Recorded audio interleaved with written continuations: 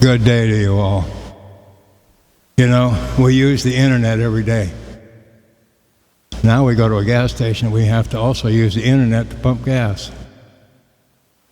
It's right there. It gives you a symbol. It says push. So the internet's telling us how to pump our own gas. Isn't that something? Or is somebody telling the internet to force us into doing that? But we don't have a choice. If we want to put gas in our car, we have to do that, right? Anyway, I'm going to shut up here and I'm going to talk about something. You betcha. I'm going to create a story. I'm going to create a factual part of our life. And just reminiscent. So here we go.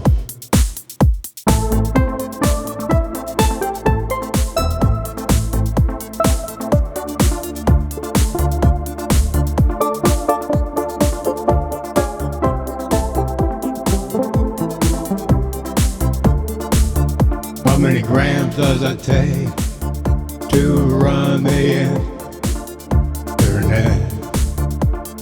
It takes a certain amount of weight. Everything seems to have some of that. It's a mathematical equation that will tell us,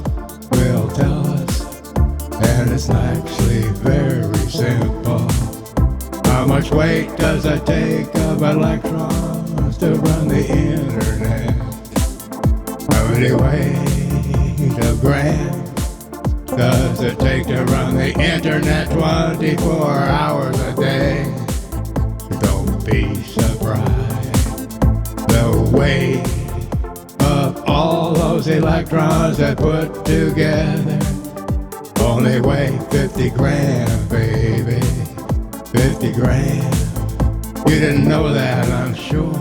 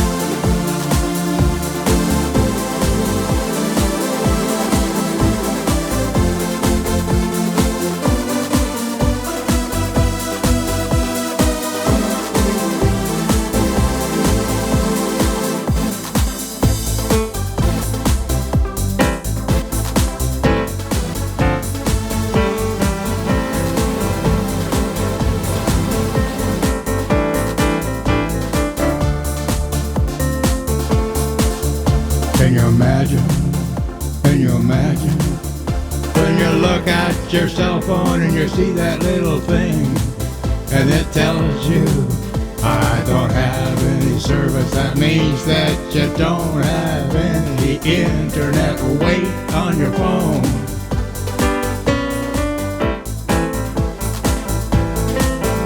Why is that? Because the internet has a weight. And it takes a certain amount of energy to send it to you. 50 grams of electrons is the answer. So what? So what? Do we care? Do we care? Do we care what the instrument has, the internet has? Do we care? We should, because it moves all that information around the world with only 50 grams of weight. Our bodies have how many electrons of weight in them? Now the question becomes a little crazy, and I'll show you what I mean, so listen carefully. Listen. The weight of the human body is a certain weight. It's carbon, it's water, it also has a certain amount of electrons, and wow. happens when we're no longer here and we die. The carbon dissolved electrons are set free, and where do they go? Most people say they either go up or they go down. So we wonder, does that mean that all of us go to hell? Or do some of us go to heaven? I'll tell you something to plan on. I mean it for real, I mean it for real. Here it is. If you can find a way to move a vehicle with electrons, like the internet moves material of pictures and place it on a sheet of paper around the other side of the world. Maybe you can find the answer how to move us around without killing the carbon that we have grown over years. We planted way up in the sky. We planted carbon all over the place. As it gets warmer, more trees are burning in the fire, more carbon's being placed in the air. How much does all that weigh? They figure it out, don't they? So if you can figure out how to run a car from here to Japan on the internet, then you will be the one to save the future. Save the future. Save the future. You have to do it like they do a picture and send it on HD. You don't want to mess up your face when it arrives over there.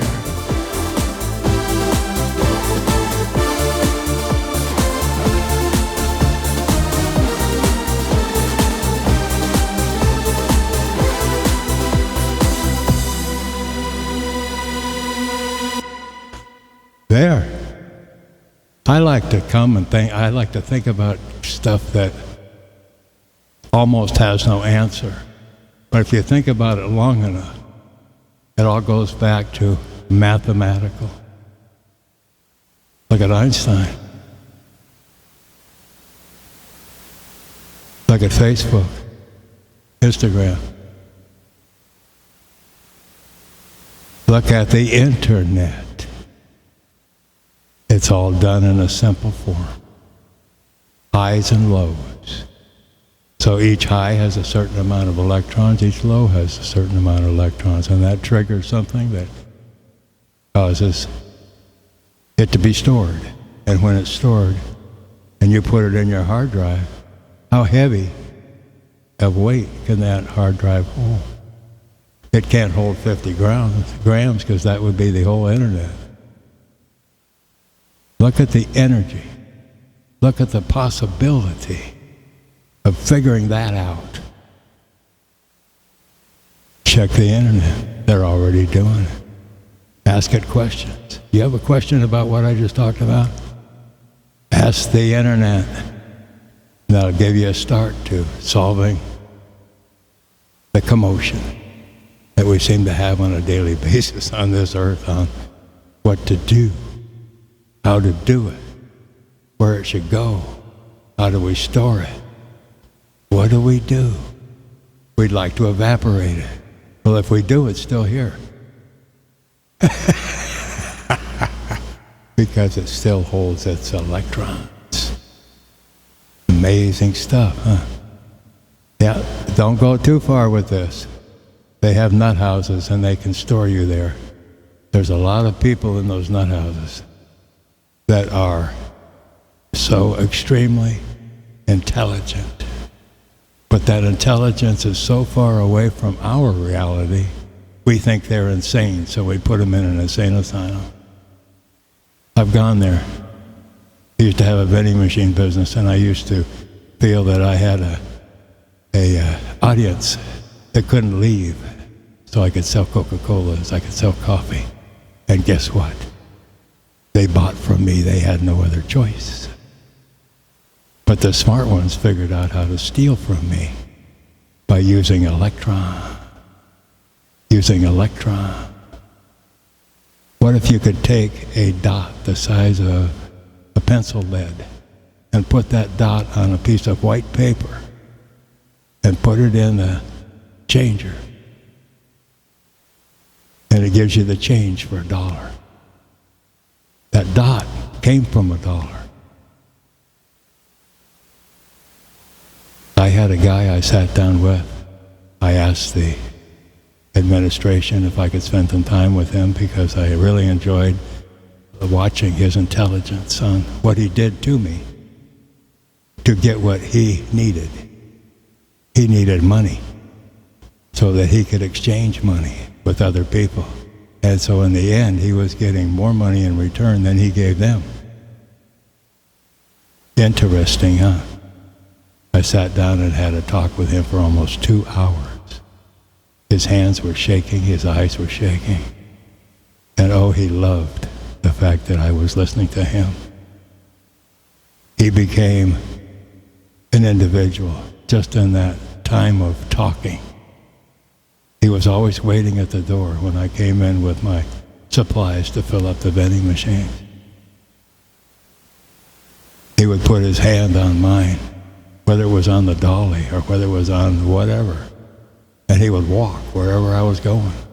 The administrators would let him do it because he was getting closer and closer and closer to be able to function outside of those rooms in that place. It's an amazing thing. We all have amazing stories, but we don't look at the story. We just go, oh, that was crazy. No, it wasn't. There's a story in that. Just because you said it was crazy. Why was it crazy? Got it? And you thought you were bored. You don't ever have to be bored, I'll tell you. I've never been bored in my life because that's how my brain works. Anyway, I'll shut up. Have a great day. I love music, so I don't go much further than that. I just work on that, and it comes to me automatically. It's just a gracious thing. Those electrons are being created by me without any effort, and it's amazing to me and to the world, actually. But the world doesn't need to know all that. They just want to listen to my music, so it's out there, and there we go. Enjoy. Enjoy. Glad to know that somebody's out there listening to the electrons. Hey, see ya.